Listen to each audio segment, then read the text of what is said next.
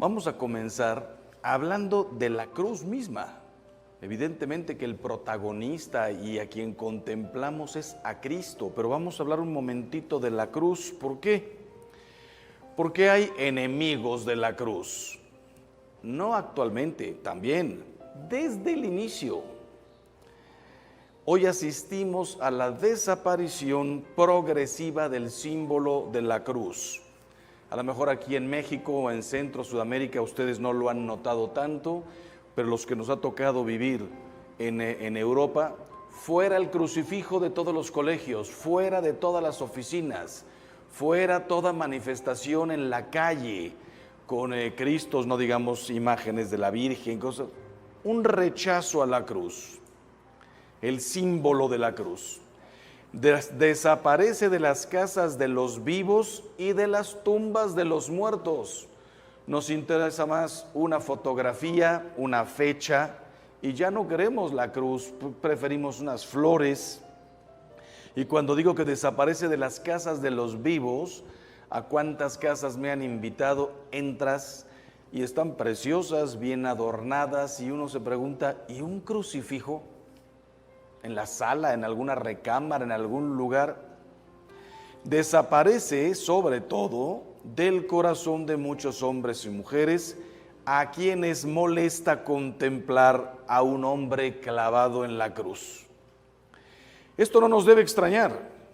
Ya desde el inicio del cristianismo, San Pablo hablaba de falsos hermanos que querían abolir la cruz.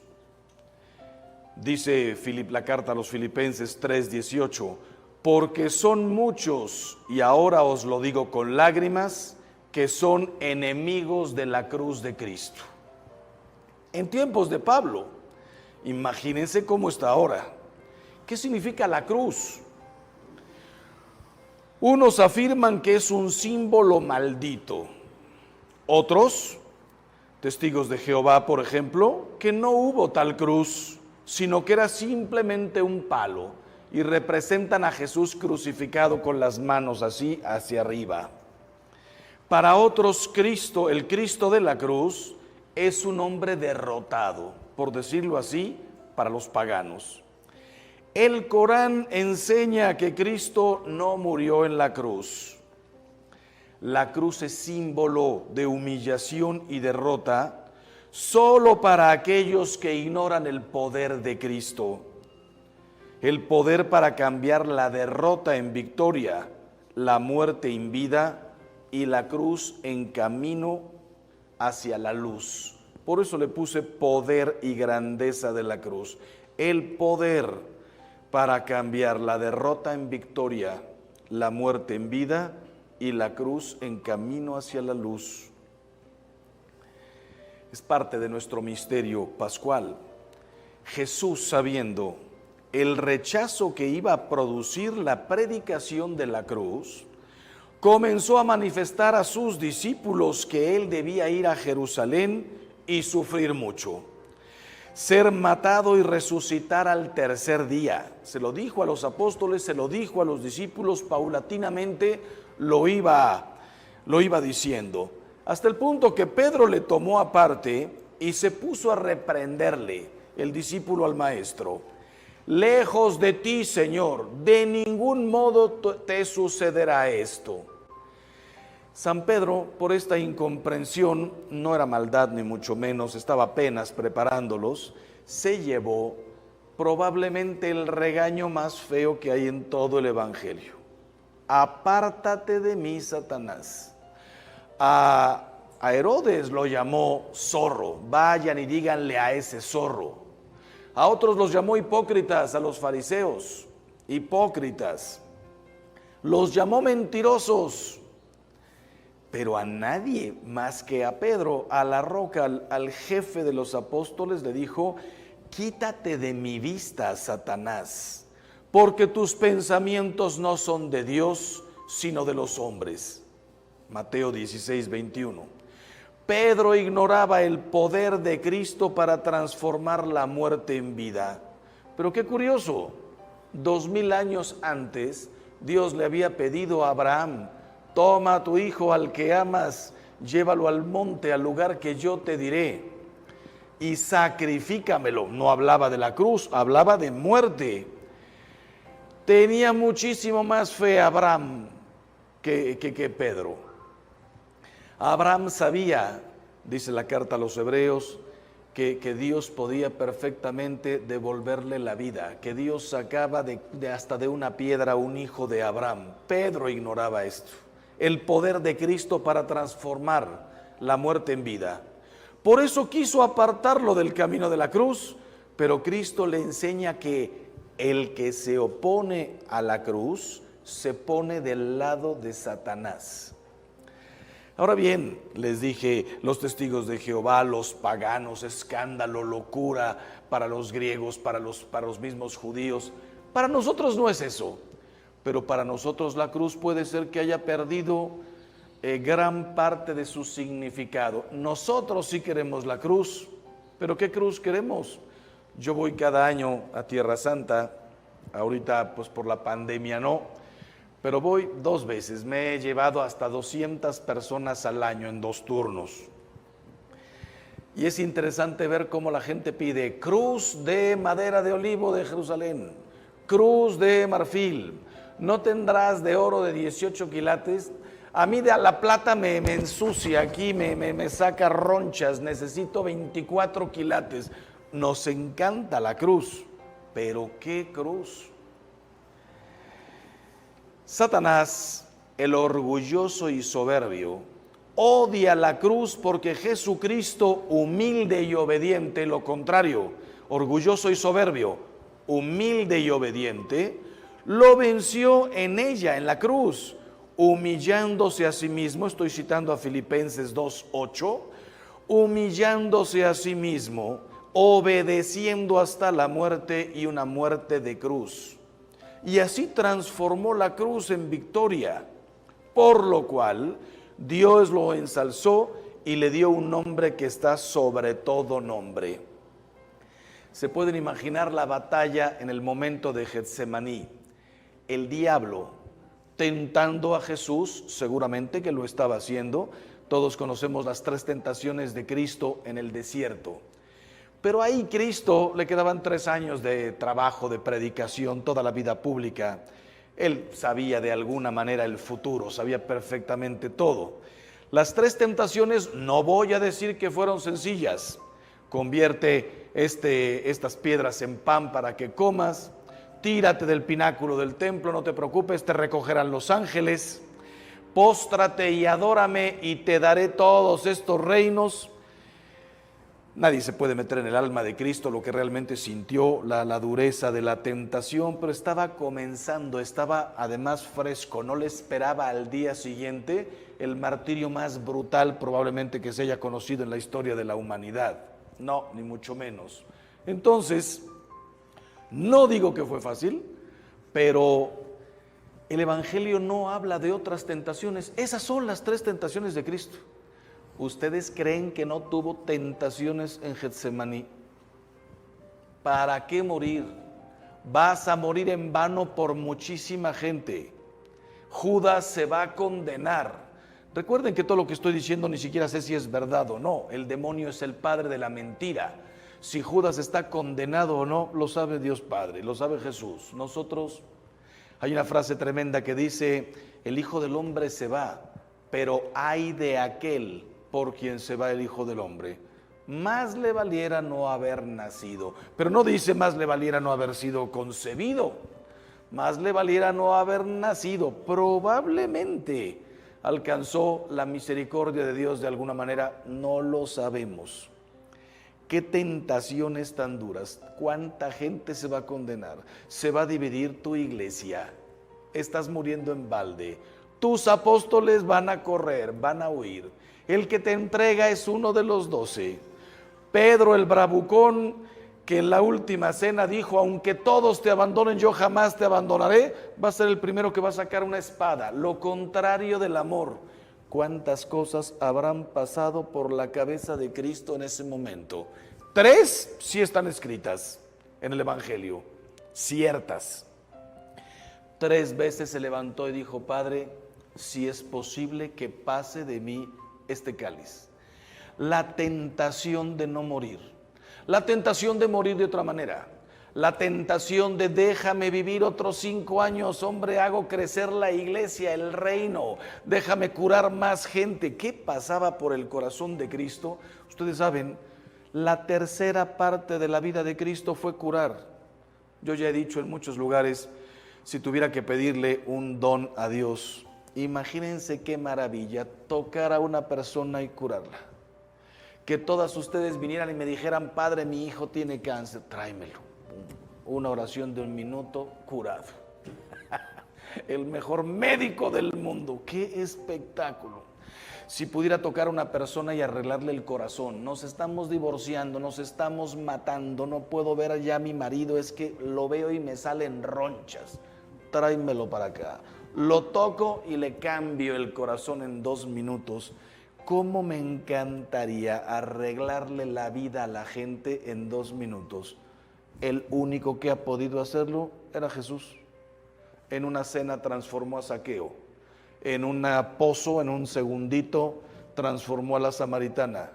A punto de ser apedreada, transformó a la Magdalena. Transformó a una cantidad de gente. Y curar, no los podemos ni contar. Si te metes al Evangelio y tratas de contar los milagros, sí, tienen un número, a lo mejor son 20, 30 o 50 curaciones. Pero y las que dicen, le traían a los enfermos y a todos los curaba, y siempre habla de multitudes, miles de personas. Imagínatelo en Getsemaní. Mañana me voy. Se está terminando esto. Cuando me levante de Getsemaní, no volveré a hacer un solo milagro. Y la gente que se apiñaba por verlo. Escándalo. Pero humilde y obediente, vence ahí en la cruz. Y él sabía, cuando resucite, haré 10,000 millones de milagros más durante la historia de la humanidad. Símbolo maldito, la cruz. Estamos hablando de poder y grandeza de la cruz. ¿Por qué algunos lo llaman símbolo maldito? Para confundirnos a los católicos. Mira qué pregunta tan tremenda.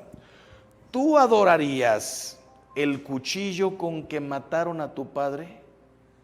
Imagínense, Dios no lo quiera, vaya ejemplo que voy a poner.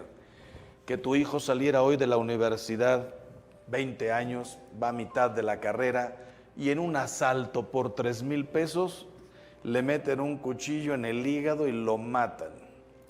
¿Tú irías a recoger el cuchillo y lo pondrías en la sala, en un cuadro? Mire, este es el cuchillo con el que murió mi hijo. No querrías ni verlo, no lo podrías ni soportar. Entonces nosotros, ¿por qué adoramos? El Viernes Santo se adora la cruz, es el único día en que se adora. La cruz se venera siempre. El Viernes Santo nos postramos, besamos, adoramos la cruz. ¿Por qué estamos adorando el cuchillo con el que mataron a nuestro Señor? Mira, primero, tú no adorarías el cuchillo con el que mataron a tu hijo, porque tu hijo o tu padre o quien sea no tiene el poder para convertir un símbolo de derrota en símbolo de victoria. Solo Cristo tiene ese poder. ¿O tú no crees que no crees en el poder de la sangre de Cristo?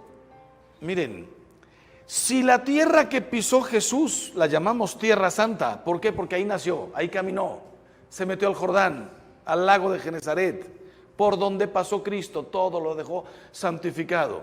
Cuando va caminando Moisés hacia el Horeb, sube al monte Sinaí, al monte Horeb creo, y le dice Dios, descálzate, la tierra que pisas es santa. ¿Por qué? Porque aquí estoy yo. Imagínate cuando Cristo bajó al mundo, lo llamamos Tierra Santa. La cruz bañada con la sangre de Cristo, ¿no la vamos a llamar con más razón santa? Si el camino que no sabemos exactamente por dónde pasó, sí, entró a Cafarnaúm, entró a la casa de la suegra de Pedro, este es el lago, son las montañas. Me imagino que muchos de ustedes ya fueron acá a Tierra Santa y lo primero que les dicen, no te preocupes si Jesús pisó esta piedra. Vas a Tabga y dice, aquí fue lo de los panes, etcétera. Pero ¿se sentó en esta piedra? No, no lo sé. No lo sé, pero ¿qué importa? Todo este lugar es santo. Si lo que pisó Jesús es santo, el agua que tocó, imagínate la cruz con la que bañó con su sangre. Por supuesto que es santa la cruz. Creer en la cruz significa creer en el poder de Cristo para transformar la muerte en vida, las lágrimas en gozo, el odio en sacrificio redentor. Hace un mes y medio murió mi madre, muchos habrán hecho ya esa experiencia. Cuando una persona muere entera, pues el dolor debe ser muchísimo más grande. Perder a tu madre, como yo perdí a mi padre a sus 42 años, yo a mis 14. A lo mejor tú ya perdiste a tu madre a los 50, 60, 70, sana, con la cabeza perfecta, una tragedia. A los que nos ha tocado ver sufrir durante larguísimos años, ¿cómo ayuda la conciencia del poder transformador de la cruz? Tú a tu madre, no desearías la muerte de tu madre a sus 50 años, 60 años, aunque tuviera 75, si está entera. Conozco gente de esta sección que están cumpliendo 80 años y no me pasa ni por aquí desearles la muerte. La de mi madre, yo la pedía, porque para quienes creemos en el poder transformador de la muerte de Cristo, de la cruz, llévatela, Señor, al gozo eterno. Segundo, no fue la cruz la que mató a Jesús. Maldita la cruz que mató a Jesús. La cruz no mató a Jesús. A Jesús lo mataron nuestros pecados. Si alguna estaba pensando, fueron los romanos, fueron los fariseos, fue Pilatos. Pilatos no tenía ni idea de lo que estaba haciendo. Que faltó a su conciencia, faltó a la verdad, que no quiso investigar, rollo suyo. A Cristo lo mataron mis pecados. Seguramente conocen ustedes una canción de un hombre que canta precioso, es cristiano, pero la letra de sus canciones no son anticatólicas. Jesús Adrián Romero, si hubiera estado ahí, y de pronto dice, pensándolo muy bien, también estuve ahí, fui yo quien te escupió, fui yo, mis pecados. Él ha sido herido, dice Isaías 53, una profecía 1000 años antes de lo que sucedió. Él ha sido herido por nuestras rebeldías y molido por nuestros pecados. El castigo que nos devuelve la paz cayó sobre él, y por sus llagas hemos sido curados. La cruz fue el instrumento, bendita cruz, en la cual Jesús canceló mis pecados. ¿Cómo puede ser la cruz un signo maldito si nos cura y nos devuelve la paz? Y tercero, la historia de Jesús no termina en la muerte y en la cruz. Cuando recordamos la cruz de Cristo, nuestra fe y esperanza se centran en el resucitado. La cruz no es el final. Por eso para San Pablo, la cruz es motivo de gloria. Gálatas 6:14. Si he de gloriarme en algo, es en la cruz. No en mis talentos, no en mis poderes. Imagínate que San Pablo dijera, me glorío de haber fundado 7 iglesias de la nada, 15 iglesias de la nada. He bautizado 10,000 gentes. He asistido a matrimonios. No, si en algo me tengo que gloriar, en la cruz de nuestro Señor Jesucristo. La cruz, poder y grandeza de la cruz, nos recuerda el amor divino. Tanto amó Dios al mundo que entregó a su Hijo único, para que todo el que crea en Él no perezca, sino que tenga la vida eterna. Juan 3:16. ¿Y cómo lo entregó? Desde luego desde el nacimiento, desde una vida difícil. Si nosotros tenemos vida difícil, nuestra vida la verdad es que es hermosísima, pero pasamos por muchas dificultades. Váyanse 2000 años atrás, los sufrimientos de Cristo no solamente fueron la cruz. ¿Qué haces tú cuando no hay luz en tu casa? Te quieres morir. Ahora que se han cerrado los establecimientos por la pandemia, en aquel tiempo no había establecimientos, no había nada, casitas, la montaña y el río. No había todos los servicios que tenemos. La cruz de Cristo no es solamente el último momento, la vida.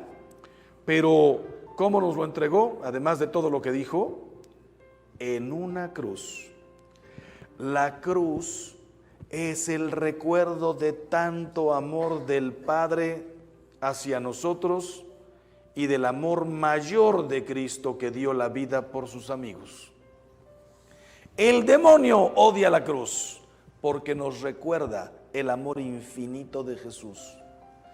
Les doy un primer consejo a ustedes y a todos los que nos están escuchando: persínate todo lo que puedas. Nos da a veces flojera bendecir los alimentos. Hacemos cruces que no significan nada. Llegas, ves el pollo echando humo, la carne y tal, y no sabes ni lo que hiciste. Te mueres de ganas ya por llegar al postre, lo que sea. Pasa una ambulancia. No sabes ni lo que estás haciendo. Qué diferente persinarse en el nombre del Padre y del Hijo y del Espíritu Santo, saber que acabo de trazar una cruz que para los que lo vivieron en ese momento debió ser la cosa más tremenda, porque no sabían lo de la resurrección. A ellos los comprendemos, el instrumento de tortura. Todos los hebreos habían leído los cultos, sabían lo que decían los profetas. Maldito el hombre que pende de una cruz. Y estoy viendo a mi Señor ahí crucificado. Maldito Jesús colgado en una cruz. ¿Cómo? No lo podían entender. Nosotros que llegamos después y ellos que les tocó también la resurrección, ahora sí comprendieron todo. ¿Y por qué el demonio odia la cruz? Porque a mí personalmente y a ti nos recuerda el amor infinito de Jesús, que pudo haber muerto en la flagelación, pudo haber no querido que lo ayudaran en el Vía Crucis. Cayó 3 veces, que sepamos, probablemente fueron más. Pudo perfectamente haberse rendido en el Vía Crucis. Si aceptó humildemente, no puedo cargar esta cruz yo solo. Un acto de humildad. El Todopoderoso no pudo. El que había llevado sobre sus hombros todo el mundo no podía con la cruz. El que había sostenido a toda la gente, había curado a todos, no se pudo cerrar una sola herida del hombro, de las rodillas, de nada. No quiso milagros espectaculares, hizo un milagro precioso. El de la compañía, el de la ayuda, el del servicio, el de la humildad. Ayúdame, no puedo más. ¿Te imaginas a Jesús diciendo no puedo más? Para que cuando tú y yo pasáramos por las mismas, no puedo más ver a mi madre así, no puedo ver a mi hijo, no puedo ya verme a mí mismo como estoy, ya no puedo más. Lo dijo Jesús, que quiso ser igualito a nosotros, menos en el pecado, pero en el cansancio, en el dolor, en todo. Me recuerda el amor infinito de Jesús, que con tal de llegar hasta la cruz, se dejó ayudar. La cruz nos recuerda los mandamientos, poder y grandeza de la cruz. La cruz es signo del amor indivisible al Padre y al prójimo. ¿Por qué digo los mandamientos? Porque dice, dijo Jesús, el que ama a Dios y a su hermano ya cumplió con todo, con la ley y los profetas. Para nosotros que nos digan cumplir con la ley y los profetas, si no lo has estudiado, te parecería una expresión así como, ¿qué significa cumplir con la ley y los profetas? Para los israelitas que lo estaban escuchando, era todo. ¿Qué significa la ley? Génesis, Éxodo, Levítico, Deuteronomio, Números, todos los mandamientos y las 20,000 cosas más que estaban escritas ahí. más las complicaciones de los judíos de lavarse hasta los codos, vasos, esto, lo otro, cuántos pasos dar, toda la ley. ¿Y qué son los profetas? Los profetas mayores y menores, todo lo que se dijo, todo lo que se profetizó sobre Cristo, sobre el pueblo, sobre el amor de Dios a todos nosotros. Nosotros tenemos hoy mucho más libros, tenemos todo el Nuevo Testamento. En tiempos de Jesús eran los 5 del Pentateuco, los históricos y los profetas. Y dice Jesús, el que ama a Dios y a su hermano ya cumplió con toda la ley y con los profetas. Olvídate de si te lavas, no te lavas, eso es higiene. Olvídate de si caminas o no caminas, disfruta el domingo con tu familia y no cuentes los pasos que das. Y vete a la montaña si lo que importa es el amor. No sé si han ido a Tierra Santa, si les ha tocado en el sábado subirse en un elevador y que se va parando piso por piso, porque no puedes ni tocar con el dedo el botón del elevador.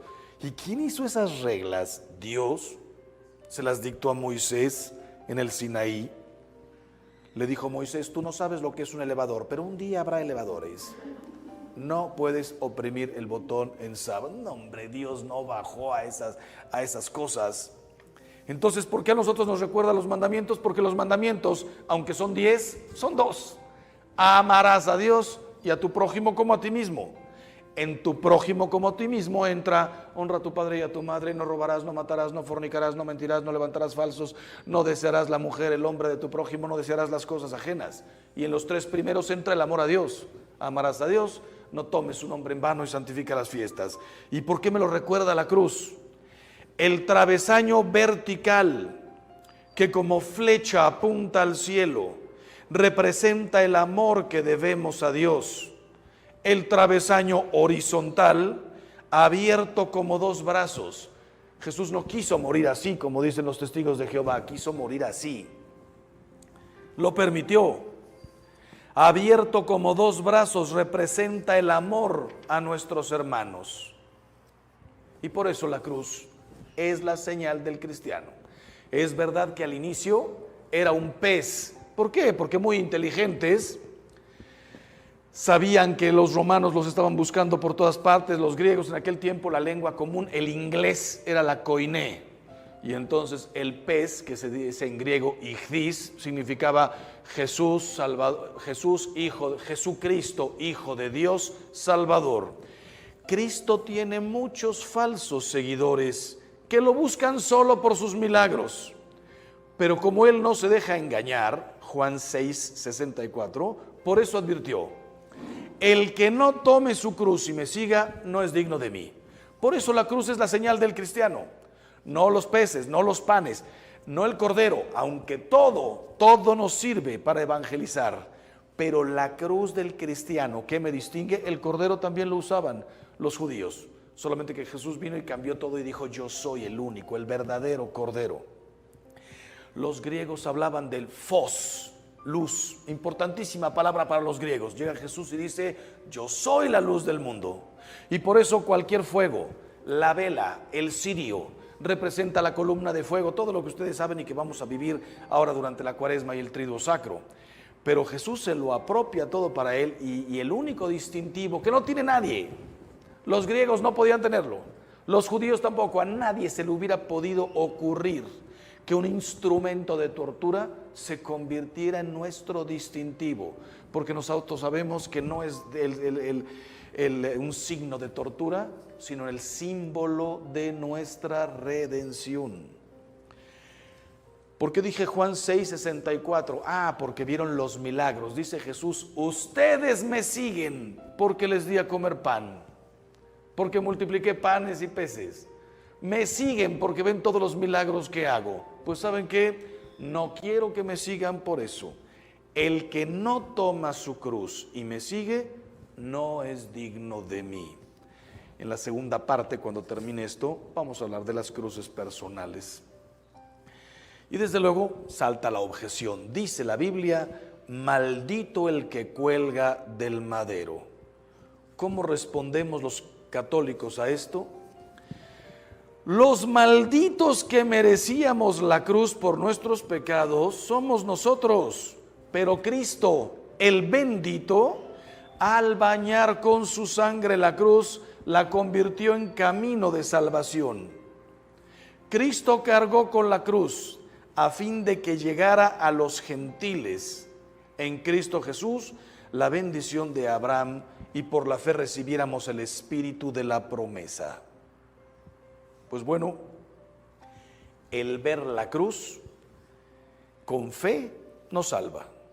Poder de la cruz si la vemos con fe. Miren, dijo Jesús: como Moisés levantó la serpiente en el desierto, así tiene que ser levantado el Hijo del Hombre para que todo el que crea en él tenga vida eterna. Juan 3:14.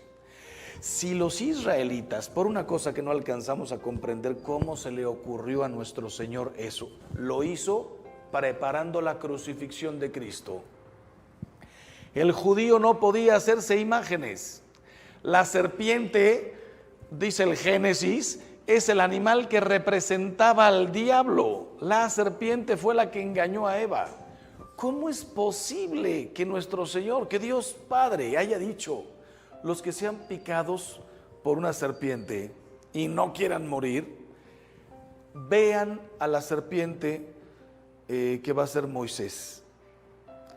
No pudo ser un cordero, algo que significaba redención.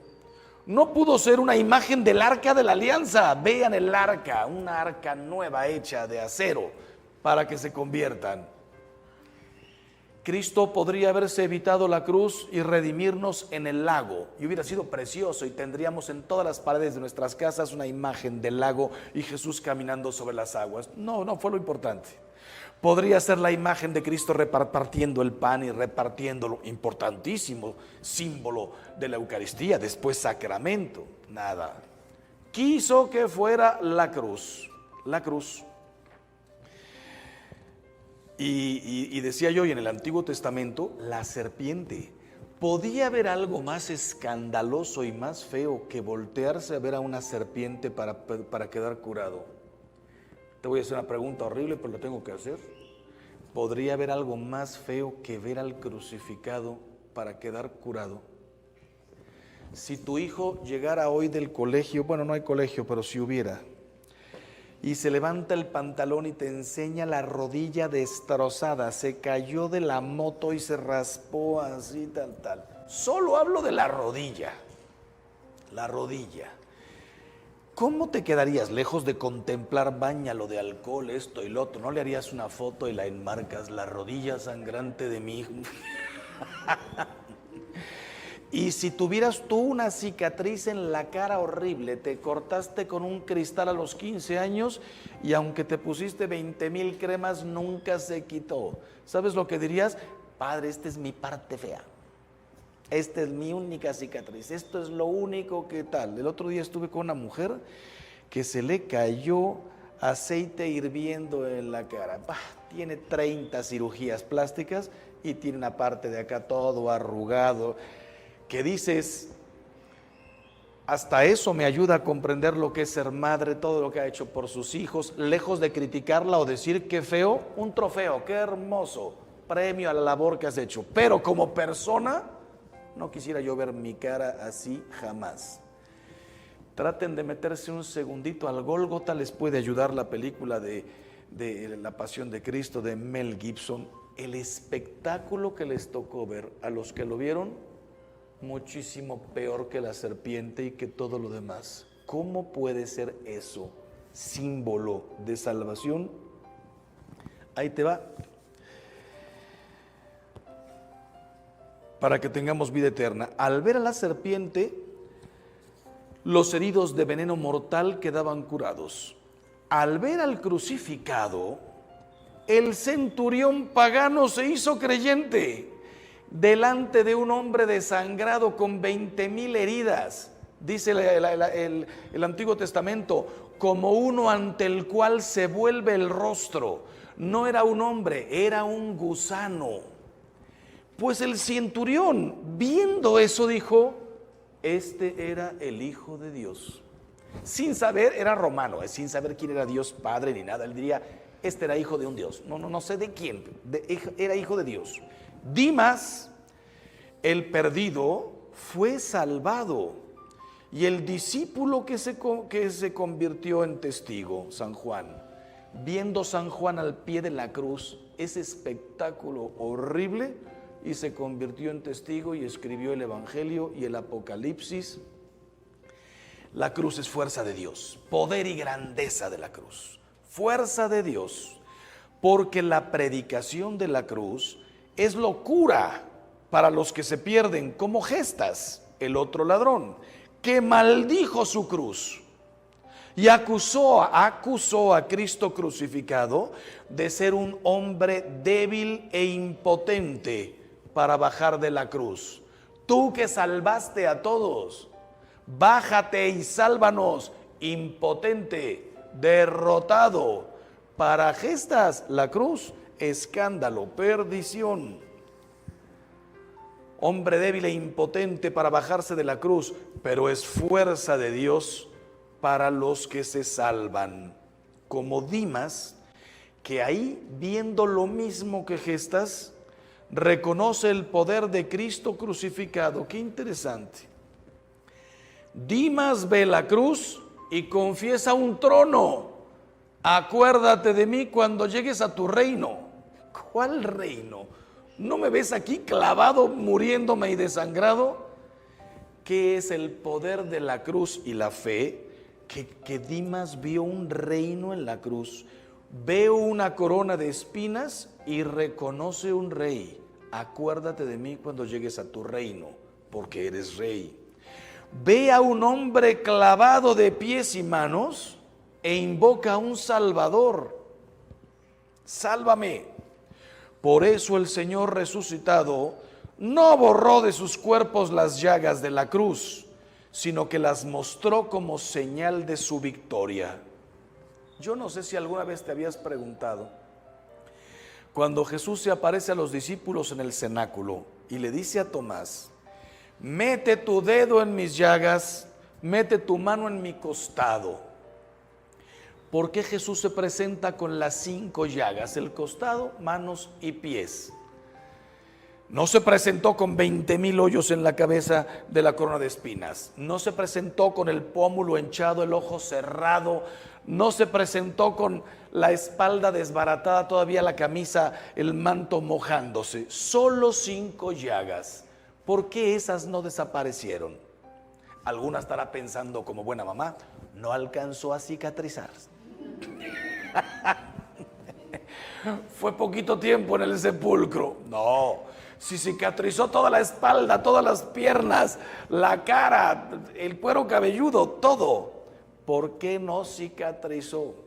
Para que nadie pudiera decir: no es él, no es él. Yo lo vi morir, yo lo vi desangrarse, yo estaba ahí de lejitos, pero lo vi. Si Tomás le dijeron: ya lo vimos todos, es él, y dijo: hasta que no meta mi mano y no meta mis dedos, no creo. Se le tuvo que aparecer Jesús para decirle: soy yo, mete tu mano en mi costado, no es otro, soy yo. Fuerza de Dios para los que creen. Ya vieron la diferencia entre Gestas y Dimas. Todo lo que Dimas vio en la cruz. Y por último, la cruz es síntesis del Evangelio. ¿Por qué? San Pablo resumía el Evangelio como la predicación de la cruz. Esta es la única cosa que me da un coraje de los apóstoles. De los 12, 13, porque San Matías también cuenta, y de San Pablo, 14. Ustedes saben que son 14 apóstoles. Los 12 más Matías, que sustituye a Judas, más Pablo. Solamente hablan de la cruz. Nadie se detuvo a escribir qué hizo Jesús 30 años. Nacimiento, se van a vivir a Egipto, solo Dios sabe dónde viven. Regresan, una escena en el templo, y de ahí hasta los 30 años. Nadie habló de José, de la carpintería, de María, del color de sus ojos. Una cosa tan sencilla. Pablo, Pedro no describen a Jesús. un hombre como el de aquel tiempo, el pelo hasta acá, barba, bigote. Nadie nos dijo. Me encantaría a mí saber cómo era San Pablo. Imagínense cómo era Cristo. ¿Cómo fue José? José, no hay una palabra de él en todo el Evangelio. Hasta está en duda su matrimonio con María porque nunca dijo acepto.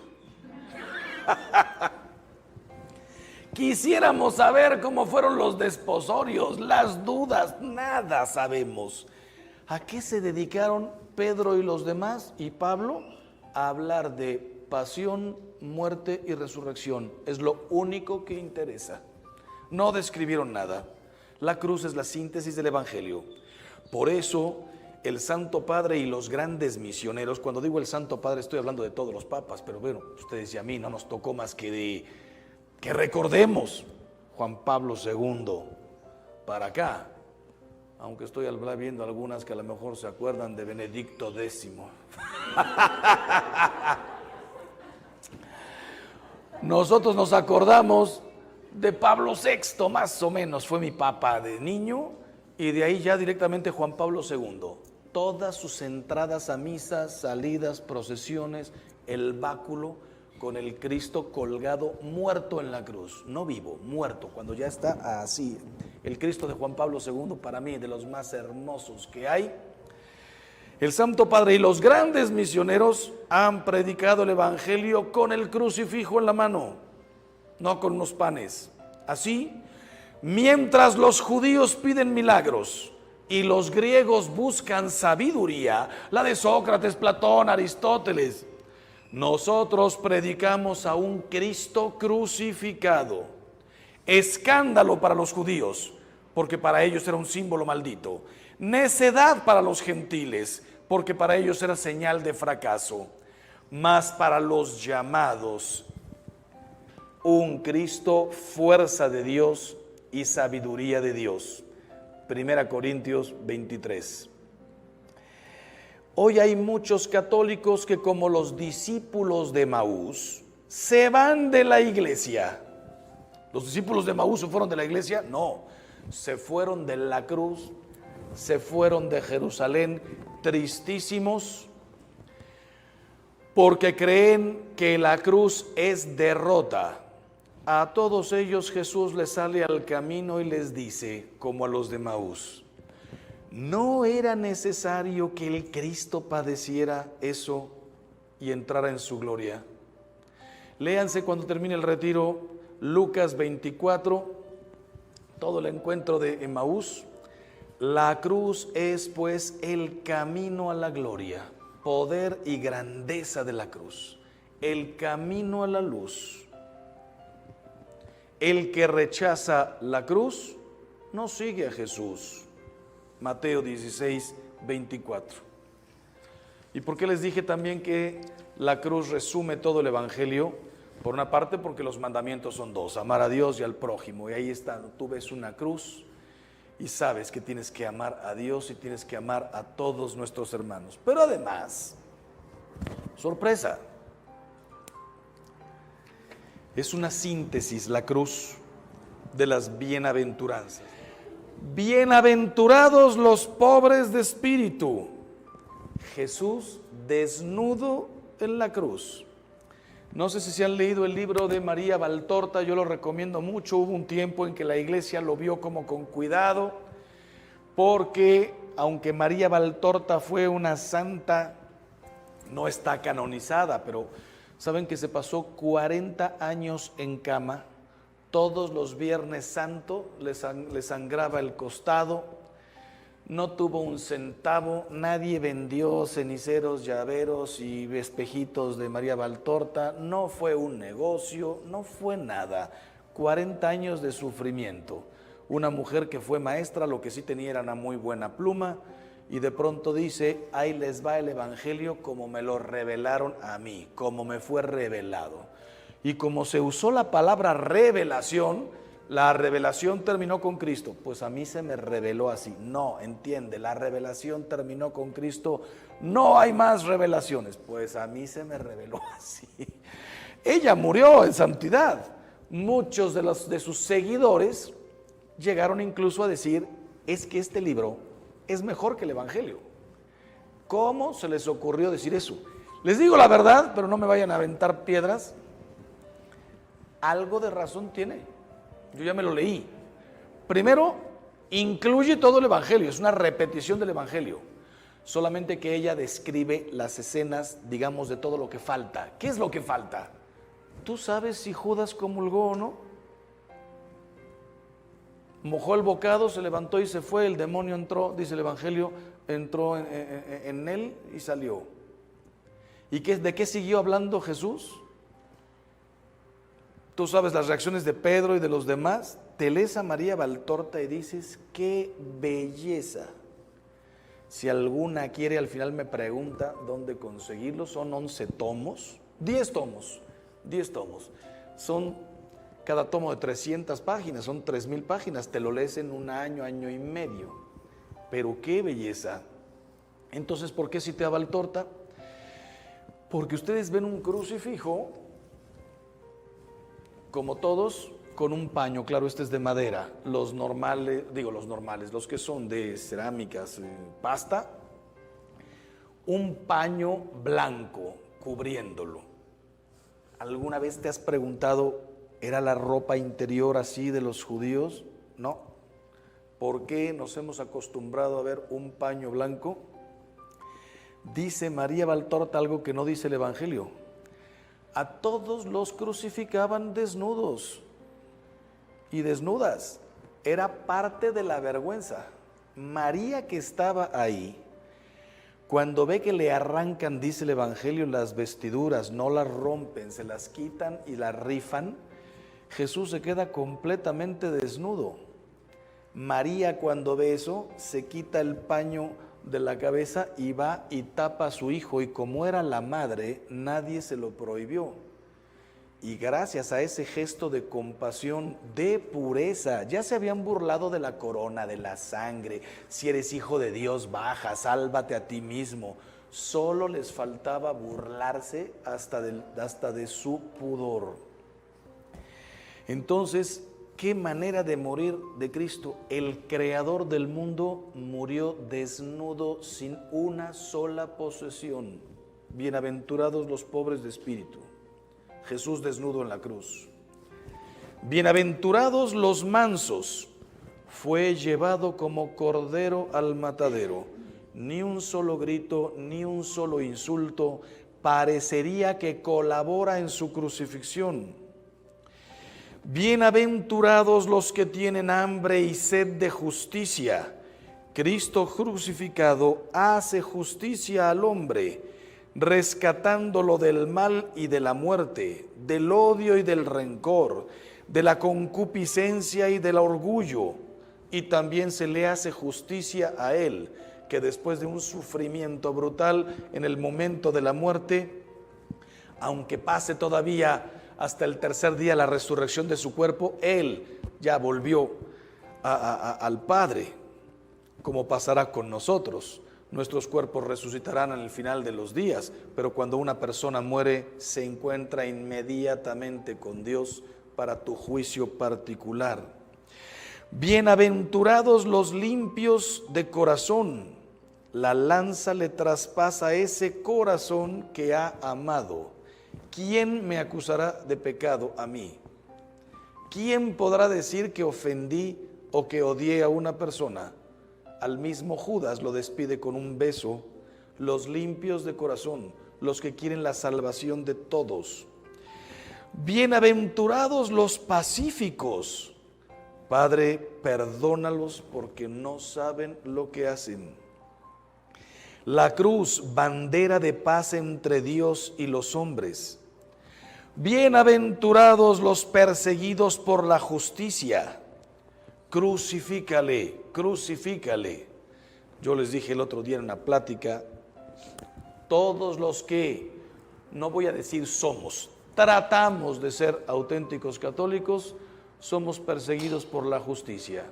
Y comienzan a hablar mal de nosotros inmediatamente, a inventar historias, porque si yo digo, La familia es un hombre y una mujer con los hijos que Dios les quisiera mandar. Y si no te mandan ningún hijo, conozco mujeres que nunca pudieron tener un bebé, marido y mujer son familia. Pueden adoptar. No adoptaron, son familia. Se aman dos personas. Cuando yo digo, qué aberración hombre con hombre, mujer con mujer, inmediatamente me llueve el Face. Un día me escribieron, hace 4 años, la comunidad homosexual de San Francisco. Yo estaba escribiendo en mi computadora y me entra un mail. Cuando veo ahí, somos la comunidad más fuerte del mundo. LGTB, QRSP, LMNOP, no sé qué más. Ya casi hay que terminar diciendo XYZ. Pues me escribieron y me dijeron, sabemos quién eres, te vamos a agarrar. Vamos a publicar tu foto con tu amante gay. Se va a enterar tu obispo. Yo dije, no saben ni quién soy, no tengo obispo, yo soy legionario, etcétera, etcétera.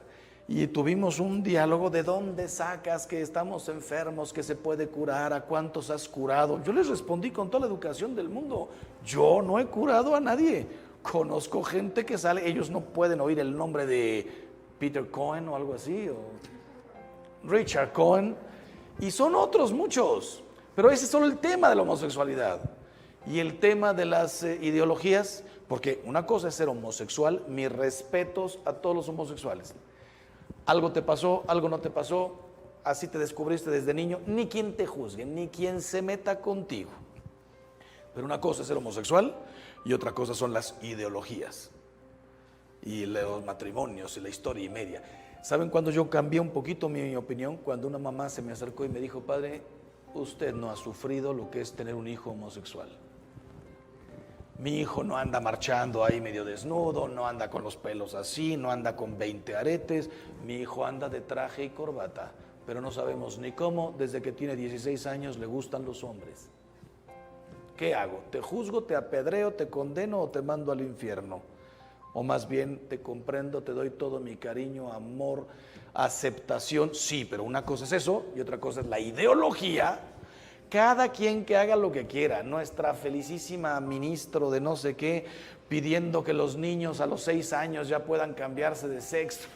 No sabe leer, no sabe sumar, pero ya sabe si quiere ser hombre o mujer a los 6 años. Y vamos a pagar sus operaciones con el dinero de tus impuestos.